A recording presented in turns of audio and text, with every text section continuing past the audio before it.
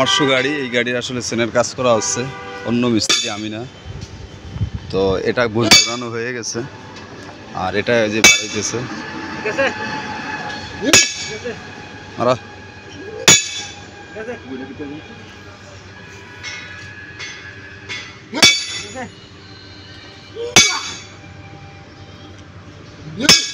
কতগুলো বাড়ি লাগে, একজন 20 পাউন্ড আর একজন 22 পাউন্ডে বাড়াইতেছে। তো এটা আছে কমার্শিয়াল চেন।